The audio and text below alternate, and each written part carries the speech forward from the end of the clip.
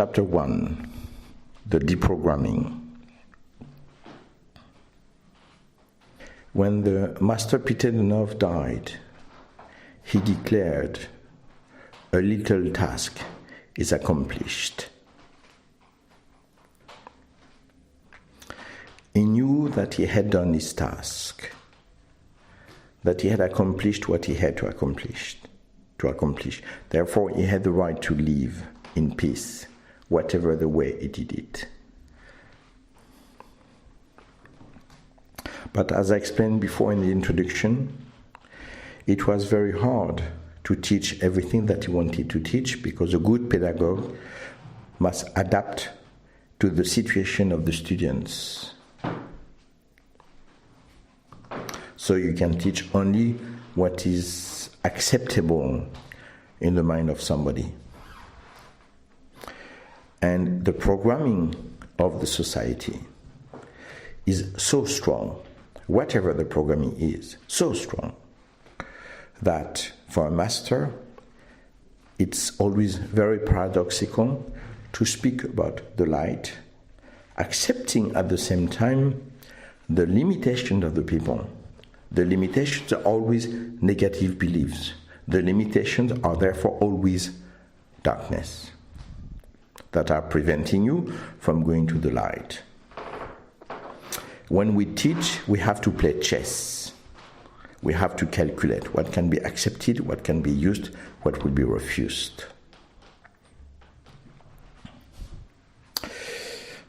I was in contact a long time ago with a group that I classify absolutely like a sect. That is a group to fight the sects in France. Because you have to know that in France, any kind of philosophy, spirituality is classified as a sect. And you have a group in France that is paid by the government to hunt the sects. And because I want to know how they think and so on, I was in contact with them through a scenario that I created where a friend of mine called.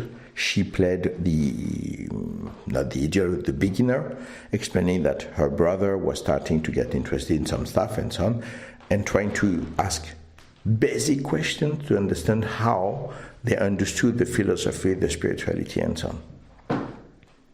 And at one point, the woman from this association explained to my friend that they practice channeling. So my friend said, "What is it?" And the lady from the association explained, well, they're in contact with an entity and blah, blah, blah. And they receive messages like divine messages and so on. And my friend said, yes, it's like in the Bible. And she said, no, there's nothing to do with that. And my friend asked, but why? What's the difference?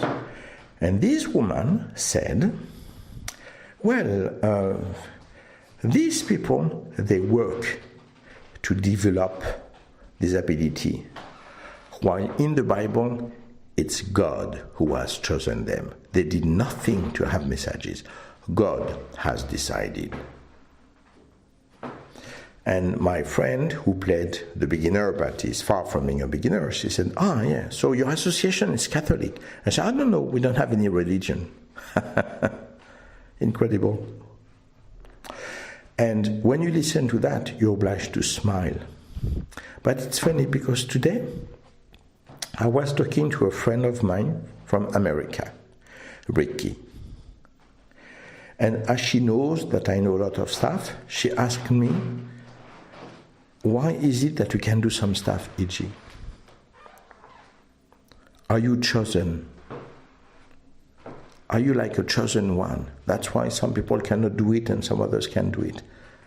So you see, you have these fanatic people from the anti-sect protocol, blah, blah, blah, blah. My friend, who is living in America, who is quite open and so on, she's talking about the same bullshit. E.g., you are the chosen one, so therefore she is not chosen. In fact, there's only one choice. You are not chosen. It's you who is choosing to work. And when you work, you spend a lot of time to go into the deprogramming. That is to say, to leave the negative beliefs that you receive from your family, from the school, from the society, from all this surrounding, to be able to open your abilities, to exist by yourself, to do things by yourself, from your heart, from your honesty, expressing your honor and your dignity. And everything that you learn in the society is doing the opposite. Everything. And I know that when you hear that, you're going to say, oh, gee, you're a little bit negative. Yes, of course. That's why the world is positive. That's why there is no one starving on the planet. That's why there are no injustices on this planet. That's why democracy is existing everywhere. That's why America is a country of absolute darkness, where they attack countries because there are massive weapons of destruction, and finally, at the end, there is nothing. But they took back the control of the petrol. And if the world was not a dark place, all of this wouldn't be existing. Today, in Israel, the Israeli people, they destroy the Palestinians. And if you say the smallest word against Israel, you are anti-Semite. But the Jews, they have the right to do what they do to the Palestinians. And the world is fine. I have a negative belief when I say that everyone is programmed to be completely in the darkness, where we accept horrible stuff. Horrible stuff. A short while ago, I was in Romania. And in Romania, the gypsies are completely rejected. When a gypsy is going to sell something on the terrace front, I saw that already. I saw the guy from the bar running out and jumping on the gypsy. And then I ran out and I jumped on the guy from the bar and I said, let him go. Fucking asshole. But I was the only one to react. But it's normal because in Romania, the gypsies are negative. So no one will react when there's an aggression like this. It's normal. It's part of the life, part of the fun of the society. The programming is so powerful that even a master like Peter Denov, he was obliged to make do with this programming and deprogramming. But we have to go slowly, gently. Maybe I will surprise you with an example. I remember that a man came to see me one day, and he was extremely arrogant. He was totally free, no programming at all, totally free.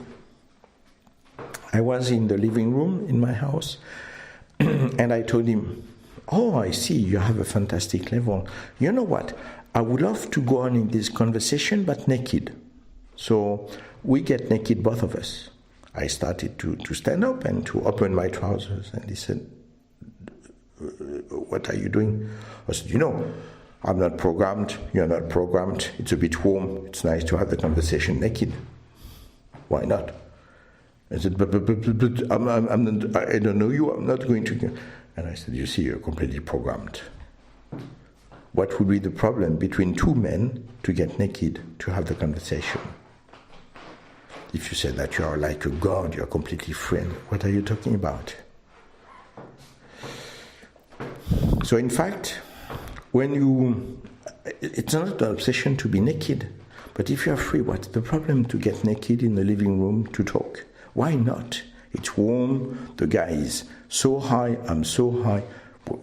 Just like a funny challenge, we get naked, both of us, just to make sure that we're really free, Somebody who is so high would understand at once the challenge. But of course, the answer was no. If you open your eyes on the programming, you will see how much the deprogramming is difficult. So difficult. You know, I didn't yet explain, in this book at least, but I will explain how I became like this. I am blind. I am blind because I was tortured, because I took position to help people and so on. But that's not the story now. And one day, I entered in the bathroom in our house, and there was a woman who was having a shower. And you have to know that in this place, the protocol is that if you're pudic and so on, you lock the door. If you leave the door unlocked, it means that while you are having the shower, somebody can go and brush his teeth or whatever. It happened that this lady forgot to lock the door. So I enter in the bathroom because it's part of the protocol. And when I enter, she's shouting, terrified, completely terrified, because I could see her and so on, you know. So first of all, she should remember it's part of the protocol of the house, and she left the door unlocked, so she could say, oh shit, I forgot. But not to, oh my God. So I pulled back the curtain, so she was completely naked in front of me. I did it on purpose. And I went a little bit more towards her, and I told her, I am blind. And she went, yes. That's the conditioning. When you go into a protocol that is so stupid, and at the same time you're going to say, oh, there are reactions. No, it's a programming. A black one is bad or stupid. An Arabic person is a terrorist. And you must keep your money. You must be tight-fisted. You must lie. That's the way to survive in our society. But you're not dishonest. You're just clever. Yep, of course. It's like people during the war in Germany. They used to say, well, I do that before it's getting better.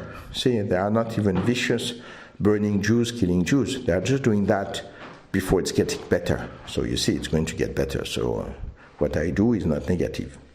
And when you speak with, you could speak, if you can speak to the Germans afterwards, like the sons, the children, or the great children, they would tell you, no, but my parents did it because it was just in the meantime until it was getting better. So they never did it. And all of this, it's not programming. It's not programming. You can see that everywhere. People who would like to hug you, to express their love, and they don't do it because we cannot, because it's not correct. Everywhere, all the time. The Master Peter Denov, he was like the others. He was facing this programming all the time. And even when you have a life that is more intense, like mine, you have also a programming. Of course, it's less strong and you can use some positive stuff that you developed in your life. But still, it's a long path of your complete existence to get more and more deprogramming in your existence. Believe me. And once you understand that, you understand the position of the Master Peter Denov. When he was sometimes talking to some people, again, about the sex or about some behaviors where he was very strict and so on, he was very strict because it was the maximum of freedom that he could express about the sexuality in this special situation. And that is something very important to understand in the follow-up of this story. So, to give you a general idea and to understand and to go further into spirituality, I started to practice martial arts. Personally, it was my way. In 1966, I started after that yoga and different disciplines a little bit less practiced in 1970-71. In 1975, I met a very special practice from a master that was more into a style of sort of very special karate that we call karate shotokai, on some aspects very close to the Shaolin Kung Fu. And when I saw my teacher doing something absolutely fantastic, that is to say, being able to perceive some attacks done in his back, he could react at the right time, on the right technique, on the right side, without his opponent doing the smaller sound, making the smaller sound. And when I saw that, I said, that is impossible. No one can do that. And from that, because of this, I left my parents. I moved to the town of this teacher to go to his school all the time. Strangely enough, some people who were in this workshop where I saw that, in the evening when we were in the restaurant, they had already forgotten. That is the programming. Something that is not acceptable in the programming is just denied, never existed. Therefore, I don't have to wonder about anything. This simple stuff changed my total life. I needed to understand, and there was no way for me to give up before understanding. In around 1976, I would imagine, more or less, I met the master of this master. He was a Japanese master. He was called Shigeru Egami. Shigeru Egami Sensei. And Shigeru Egami was the disciple of the master Funakoshi Gishin, who was the founder of karate. And for me, it was very, very important to go at the highest level, to meet the oldest people who were very close to the real knowledge. And when Shigeru Egami saw how I was, he told me, for you, the karate shotokai is not exactly adapted to what you're looking for. And he said, there's a monastery. In Scotland, there's a monastery, a Shaolin monastery. This is where you should go to learn more. And when I heard that, I concentrated only on this. I had to learn English, or I had to accumulate money to be able to go there. I was still very young. So I started to work on all of this. In 1977, I moved to England to find a monastery. It was really hard because I didn't have the address. I have been walking months with my backpack in the mountains of Scotland to try to find the monastery. I didn't want to give up. I wanted to find this monastery.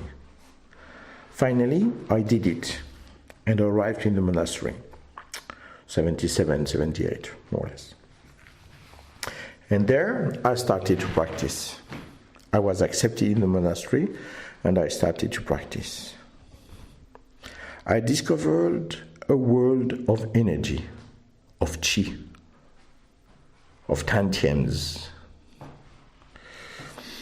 and a very tough world, where the nearly doesn't exist, whether I am tired doesn't exist, whether I give up doesn't exist. And I remember that after a long time of practice, I was accepted in a special room where people were practicing some combinations without any explanation. They were starting again and again and again. And I was following the people who could do that, copying them, and with my level I could assimilate this knowledge. But for me, there was no reason to do that. I mean, just following the more advanced students, but that's all. With the time, when I was extremely tired, I started to see at the top, in front of all of us, like a sort of shape that was doing the same thing. And sometimes I was wondering if I could see somebody who was doing that and I was so tired that I couldn't see, or if I was looking at something else. And with the time, I discovered that we were all copying something, teaching us combinations from nowhere, from not a physical body. It is as if I could see an entity of light showing a combination, and everybody was copying the same combination and repeating again and again and again.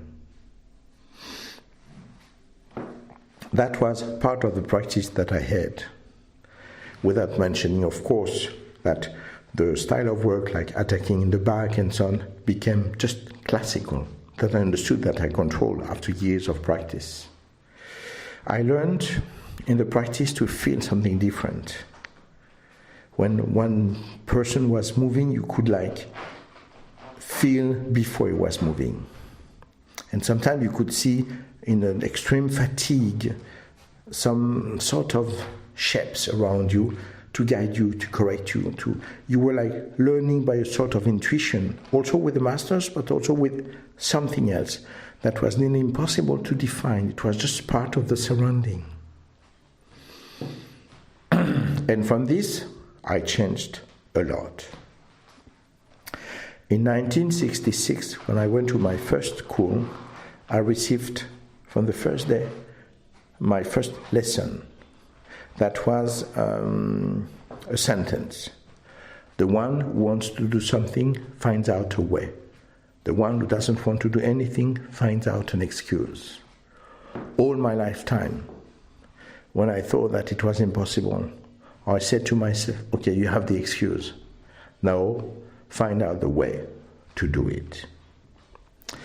When I left the monastery of Shaolin, years later, I received a sentence. And they told me to be free. Not to belong to a school, not to belong even to the Shaolin Temple, to leave and never to come back. And the sentence I received was, it's not a school that is your school, it's the complete world that is your school. And that's how I started to work and to develop everything. To be completely into that. I started to help, but also to teach and to learn. Because the complete world was a school to teach and a complete school to learn. I kept my mind totally open all the time to perceive more. I knew that I could perceive much more. I didn't know yet exactly how, what was the best way. At the same time, I learned when I was in the monastery osteopathy and psychology. So I wanted to work a lot, physical practice, intellectual practice. I wanted to assimilate everything, to have everything together to be able to understand. In 1983, I would imagine, more or less, I was back in France. I had been in France for a short time, so I didn't have a lot of money, and I was finding any good job that I could find. And in fact, at that time, I was working as a translator in an office in Satolas. Satolas being at that time the airport of Lyon, where I was. Lyon being a town in France. Now the airport, I think, changed the name. It's called Saint-Exupéry, but before it was Satolas. And the airport is a bit far away from Lyon, about 20, 25 kilometers. Maybe 30, I don't remember precisely. And I worked with a colleague who had the car of the company, and he was picking me up at a place in Lyon, Bellecour, that is a big square, and we were going together. And the journey was a bit long each time, and one day I am in advance, and there's a bookshop, on the side. So I decide to go and maybe to find a little book. And there I'm going to find a book that is called What is a Spiritual Master? It was a book from the master Omraam Mikhaël Aïvanhov. I found the back cover very touching, because this master was saying, when you have a new master of spirituality, this master will take you in his stomach, will give you a new body of spirituality, and then it will give birth to you, and it's time for you to go away. And when I read this back cover, I was very touched, because it was really in the philosophy of what I received from the Shaolin school. I saw like a continuation of this philosophy, of this work. And I found that very cool. So I bought the book and I read it in one day. And the next day, same meeting, same place, I go to the bookshop and I bought a new book from Omraam, and a new one, and a new one. And the next Monday, I had read 7 books, because I bought also for the weekend, so I had read 7 books in 1 week. And I thought, now I want to meet the guy. Yeah, because the books were very interesting, but you never know if on a book it's going to be the reality, or if it's just a good work of synthesis, and finally there's no one at the end of this work. So I inquired, and there was a group of what we call the White Brotherhood, the school of Omraam, that was in Lyon, in the town where I was. So I went there to meet the people. I wanted, through them, to be able to meet the master Omraam Mikhaël Aïvanhov. I didn't know exactly where I was. And when I arrived to this group in Lyon, I met people who were the opposite of everything I read. They were hysterical people, very stiff, very fanatic, stupid. Totally, completely stupid. I even saw a woman. There was a big picture in the big room of the Master Omraam Mikhaël Aïvanhov, and I saw a woman with a big smile, completely hysterical, who was looking at the picture. And I arrived just behind her. And when she heard me arriving, she turned her head with a big smile, and she said, "Look, he just smiled to me." And I was just looking, and I said, no, he didn't move. I was watching and looking at the picture, I can assure you he didn't move. And she looked at me like, "You poor stupid one, idiot." And after that we ate, and I saw some people, when you're trained, when you practice yoga, martial arts, Shaolin Kung Fu, everything is like, a strict discipline. And I looked at people who were really sitting like, spaghettis, pouring out from everywhere, back completely curved and so on. And from this, I said nothing, because I was there just to watch and to discover. And there's an old guy, he comes to me after the supper, after the meal, and he says, "I'm going to teach you how to breathe, how to that. Because everything that you learned before is not existing. Here you have at last the real teaching." That's funny, because everywhere I have been, because I am very open in the philosophy to meet a lot of people, I always came from the wrong school to go to the right school. The last school was wrong, the new school is always correct. And I said, "No, I'm sorry, I am a Shaolin monk, I am osteopath, I'm a teacher of yoga, I don't need your lessons." And the guy was very, very offended, and the guy was sitting in such a horrible position. You must be joking. How can you dare? Later on, in the afternoon, they were moving some stuff. I helped a little bit, but okay, I didn't come to this house for the complete day. I had to pay, not a lot of money, but I had to pay. and working at the same time. I'm sorry, no. So at one point I went a bit on the side and I started a meditation. It was in the countryside. It was not a bad place, so I started a meditation. And after 3 minutes that I am sitting, there's a man coming and saying, "You, instead of doing nothing, come and join us." And I even didn't answer. I didn't move. I ignored him totally. So I had a very low opinion of these people. And I started to doubt very seriously about this master, because when I saw the pitiful cinema I met, I couldn't believe it, sorry. And so I explained that anyway, what I wanted to do was to meet the master Omraam Mikhaël Aïvanhov. I learned that he was in Fréjus. I said, okay, I want to go to Fréjus to meet Master Omraam Mikhaël Aïvanhov. And they said no. And I said, why not? Why do you say no? And they said, because you have to practice with us 1 year, and if you have the good level, we will allow you to go to Fréjus to meet the master. I said, no, certainly not. I'm not going to follow a school, and I didn't say the opinion I had about this school. I'm not going to follow a school for 1 year to have the possibility to meet the master. I want to know, first of all, the master. And after that, I will learn. If I can feel with my energy that is really the emanation of what he says. Before that, the answer is no. And they started to say, yeah, but in martial arts, you spoke about martial arts, and it's exactly the same. And I said, no, absolutely not. You can go, you meet the master, and if you can feel from the master, you learn. That's exactly what I want to apply. And they said, no. So I said, okay, goodbye. And I left totally the topic, because this cinema, this pitiful cinema I saw, the level of these people, it was a disaster. But really a disaster. And 6 months later, more or less, I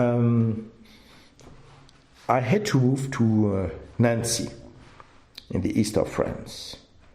And there was a group in Metz, next town. So I thought, okay, let's try it again. One never knows. So I did the same work again. The group of Metz was much better than the group of Lyon. The people were not so fanatic, more open. It was already more acceptable.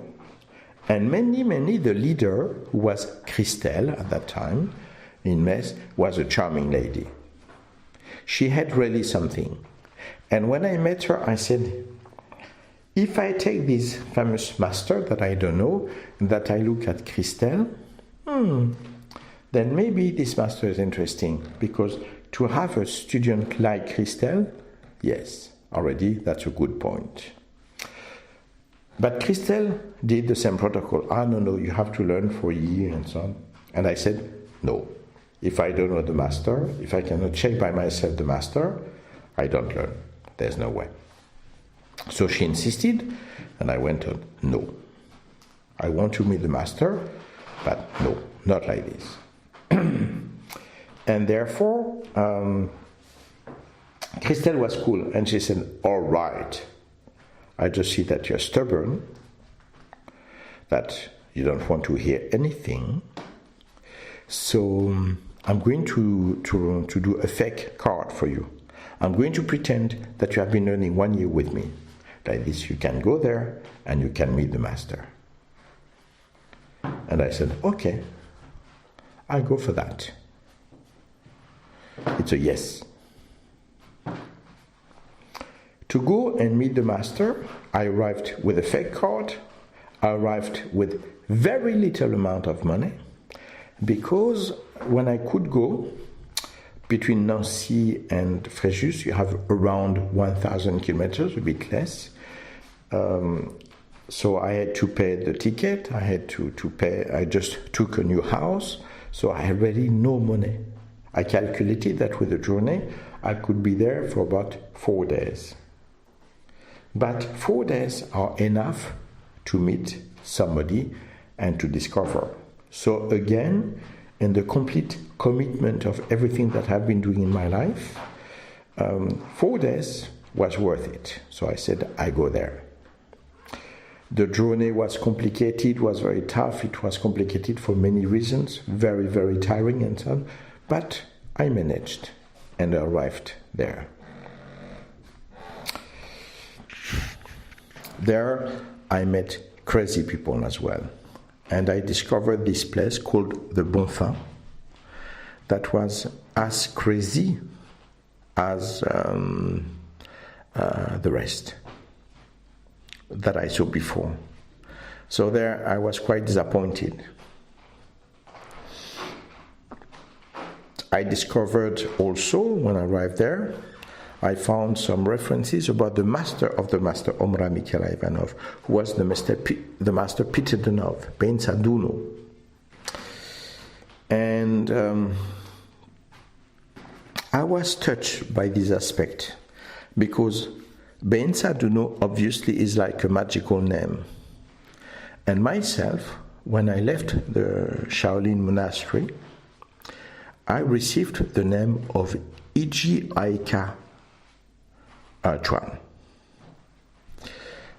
Usually I use only Iji Chuan. So of course I have an official name on my passport and so on. I didn't change this name, how could I? But this name doesn't exist for me, because my identity is what I became and not what the society wanted me to be, like my official name on my passport. I have this name only for the social security, for the administration, but I am Iji Chuan and nothing else, what I became with my work. And Peter Denov took exactly the same protocol. He was not Peter Denov anymore, but Ben Saduno. And when I saw that, I found that really cool, and I could really draw a parallel with this. I was also very shocked, because when I arrived in the Bonfin, the master Peter Denov, Ben Saduno, was criticized totally. He was not a real master. He was nothing compared to the master Omraam Mikhaël Aïvanhov, who was a real master, not like Peter Denov. And that made me extremely angry and very negative with the people of the Bonfin. Why? Because I came from a school where we respect the master, and even more the master of the master. The fact that I learned with Shigeru Igami is pushing me to respect even more the life of Funakoshi Gishin, the founder of karate, to know and to be completely with that. So to arrive in the Bonfin, to hear that they were criticizing the master Peter Denov, and I said, but how is your master so clever if he comes from a master that is not a real master? That made me extremely angry. I was really crazy on that. From the first day, I was deeply shocked. I said, but what is this group of clowns? And that's what I was discovering when I started to find the Bonfin and everything else. So I met a fantastic teaching.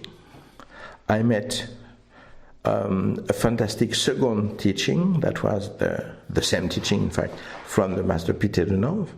I found some stories about the master Peter Denov that were marvelous and fantastic. Unfortunately, the master Peter Denov died in Bulgaria in 1944, so it was obviously too late for me. But I found all of this marvelous, fantastic. And at the same time, I was facing idiots. Really fanatic, idiot people. The same day that I arrived in the Bonfin, it was at the beginning of July, the master Omraam arrived as well, because he was traveling before. So the first day, I didn't see the master. It was, of course, programmed for me, because I came for that, to meet the master the next day. But that will be in the next chapter. What I want to insist about before ending is, as I said before, you are not chosen. You choose to work. You choose to use your muscles. You choose to use your brain. Ricky, this friend from America, she told me, you didn't reach a level of illumination and everything else by doing push-ups. Well, yes and no. Because in fact, by doing a lot of push-ups, a lot of squats, a lot of abs, of sit-ups, you choose to work. And once you choose to work with your body, you choose to work with your spirituality, with your fears, with your programming, with your beliefs, with your negative beliefs. You're open to face anything, to go always further in the practice. Physical practice, energetical practice, perceptions, meditation, comprehension. And when you start to walk this path, it will lead you to the light. Because the will of working is a path to the light. The path of the society is a path of negative beliefs that are forbidding you to work, to improve, to change, and to make a revolution. I always explain that evolution goes with the word revolution. A real evolution is a revolution in your existence.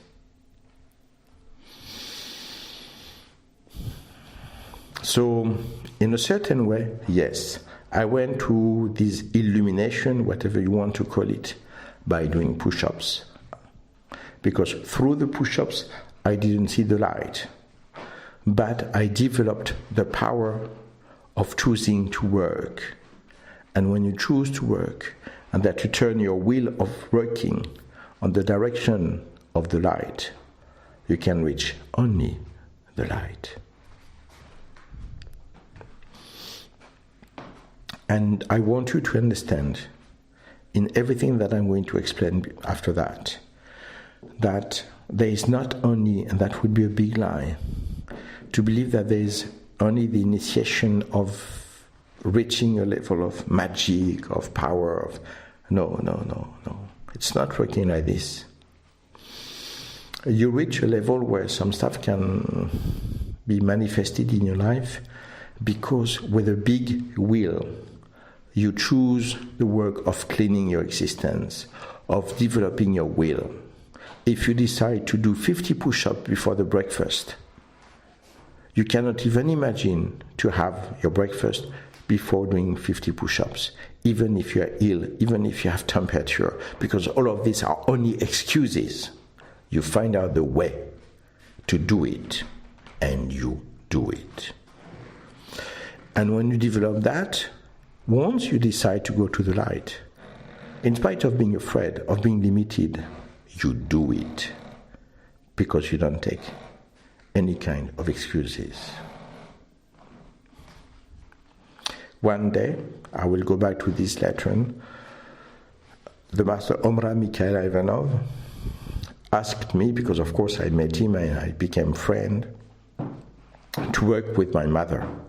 He told me, are you ready to do something that is really helping you to go towards the light? I said, yes, master, anything you want. Ask me to kill dragons, to fight an army, to swim and to cross the ocean. There's no problem. And said, okay, then you are going to meet your mother and to work with her and to speak about your childhood and what happened and so on.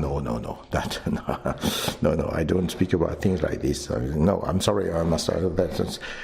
I'm sorry, but that is really, really, really impossible. I cannot do that. And he looked at me and he just said, find out a way. And when he said that, I said, shit. He killed me with my own sentence. I was presenting an excuse. He just told me, find out a way. That's how you recognize a master. Because he's pushing you to work and is able to use what is important for you. Even the master Omraam Mikhaël Aïvanhov, at the beginning when I worked with him, was obliged to do also with my own programming. Even if it was a more positive programming, he was obliged to go through the system that was working for me. If he had said, come on, you have to be realistic and you have to do that as well, it wouldn't have been powerful like find out a way. Because it has been through my positive programming to oblige me to do my push-ups, to speak with my mother, and to go to the light. Yes. You have to understand that a lot of people believe that things are possible because the soul of somebody is very strong. It's not true. It is more that the ego of somebody is more discreet, is weaker. And you make your ego weaker because you work very hard, because you sweat, because you develop and clarify your will, because you purify your body, you eat correctly, you don't drink alcohol, you don't smoke. And when you want to do something, you commit yourself totally. And through all these difficulties, your ego is becoming weaker. And when your ego is becoming weaker, your soul is more able to appear in your existence, to guide your existence. So no, it is not because the soul is strong that things are happening. It's because the ego is more discreet, is weaker than things are happening. Because everybody has a marvelous and fantastic soul. But most of you deny your soul. You are in front with your ego and you don't even let your soul informing you of what you have to do. And when I speak about the ego, I speak about the programming. By doing push-ups, by doing squats, by working the stretching and crying when you have to push so hard on your stretching and everything else, you make your ego more humble, more discreet. Because you know that when you do that, it's really hard. That next day when you want to walk, you have so many sore muscles that it's hard to walk. You cannot pretend. You cannot say, oh, I think, I felt, I imagine, my meditation told me that I was the reincarnation of Jesus Christ. Because today Jesus Christ, he cannot walk, sore muscles, ouch, ouch in the stairs, ouch, ouch in the stairs.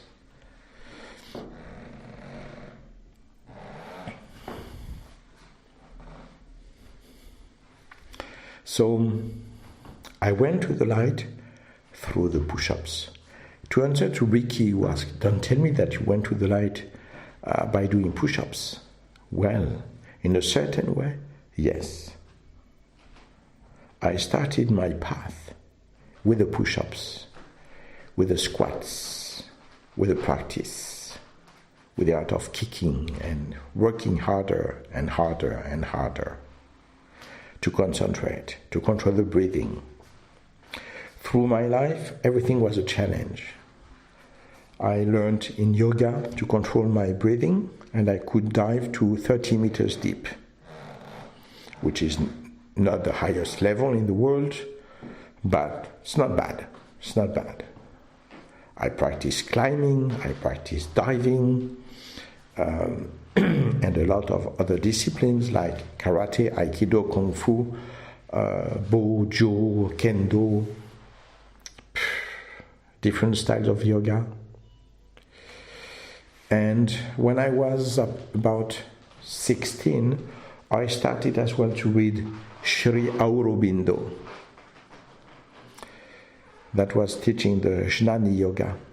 And I was very attracted to this because it was something that was additional with the yoga that I was practicing, different types of yoga that I was practicing at that time.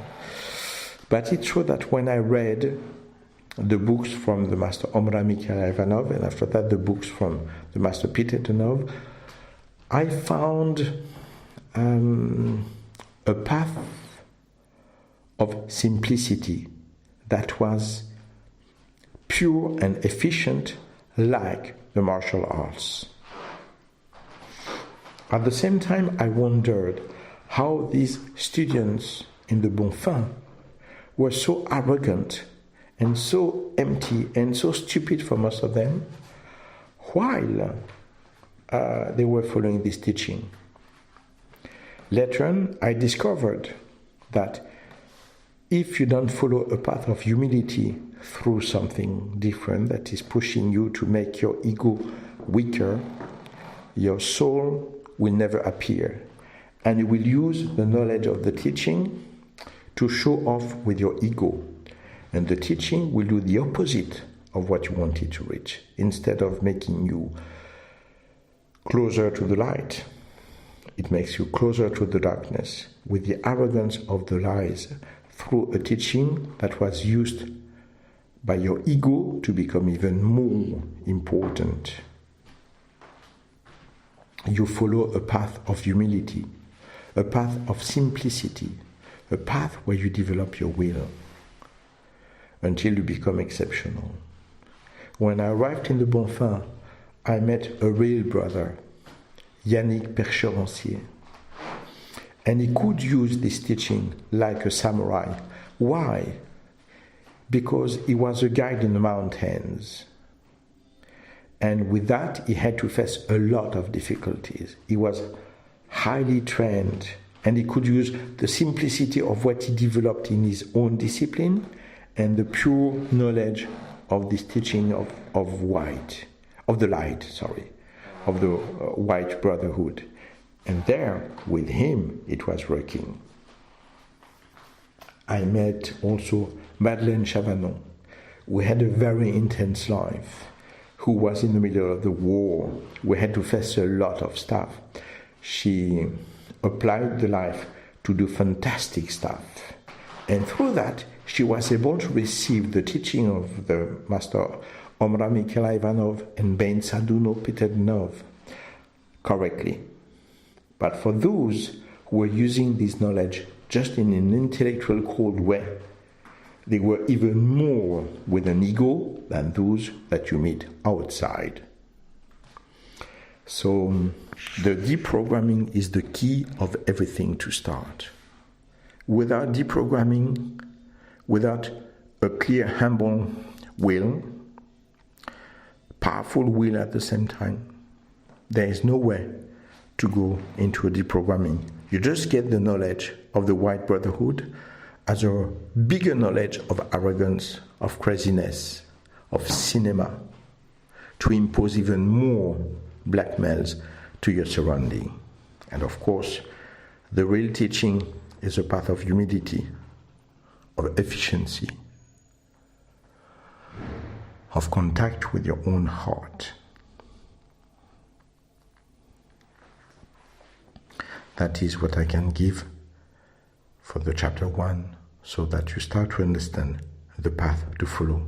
I would like this book to be a book of revelation, to offer you some truths that you cannot yet even imagine, but at the same time a sort of method to understand. Practice whatever you want, but find out a way to make your ego more discreet, small. Face the reality of the world. Practice sport. Practice something that is difficult. Running, swimming, climbing, martial arts, dancing.